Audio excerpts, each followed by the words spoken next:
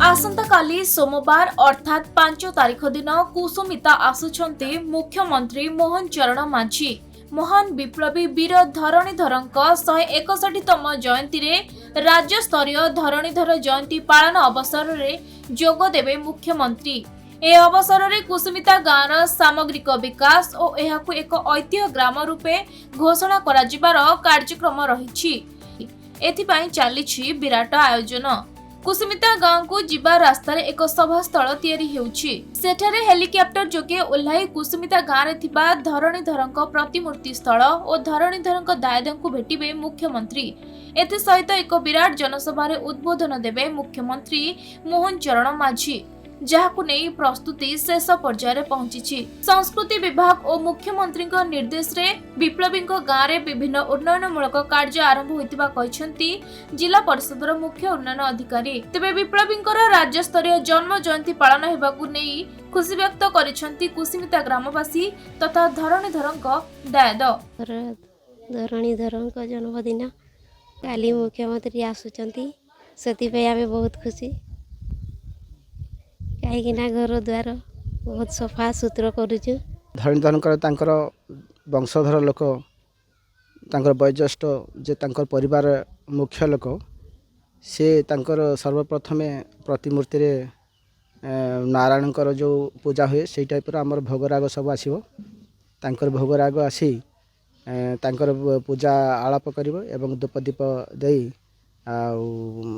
कार्य माने भोगराग ये सब कार्य हम।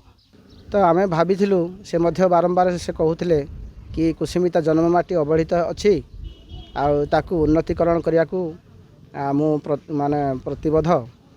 तेणुक बारंबार से चेष्टा करते एवं निजे मध्य से बिना निमंत्रण रे तांकर निजर व्यक्तिगत हिसाब रे से निजे आसी एवं ए गाँ को विकसित करने अनेक टंका मध्य देइछंती, घोषणा करछंती।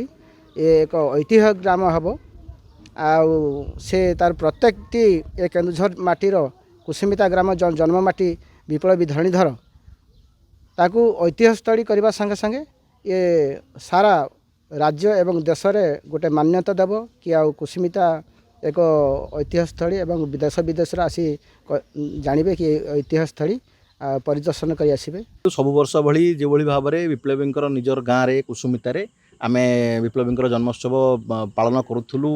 भूया सांस्कृतिक संगठन एवं स्थानीय जनसाधारण पालन करुले एवं पूर्व वर्ष मानक भली ए वर्ष माननीय मुख्यमंत्री इच्छा शक्ति और राज्य सरकार जो प्रचेषा रहा कि भाव में विप्लवी जो जन्मतिथि अच्छी ताकू अति धूमधाम रे राज्य स्तर कार्यक्रम आम विप्लवी निजर गाँव में पालन करने से ही परिप्रेक्षी में ये कार्यक्रम आयोजन कर आमर जिलार विभिन्न अंचल संगठन जो मैंने अच्छा ऑफिस ब्यूरोस कहतु साधारण जनसाधारण कहतु या सहित जड़ित होगापी निश्चित अच्छा बर्तमान सुधा समस्ते योगदान करेंगे।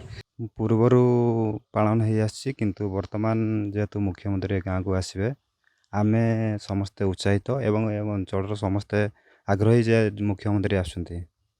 तेणुक आम जोटा कि पूर्वर आशा करूँ मुख्यमंत्री ताठू 4 गुणा आम गाँव अनुदान देते एवं उन्नतीकरण हेब। किंतु से जेहेतु ये गाँव को निजे प्रोग्राम कर निजे ही आठू आउ बड़ खुशी आम कि ना।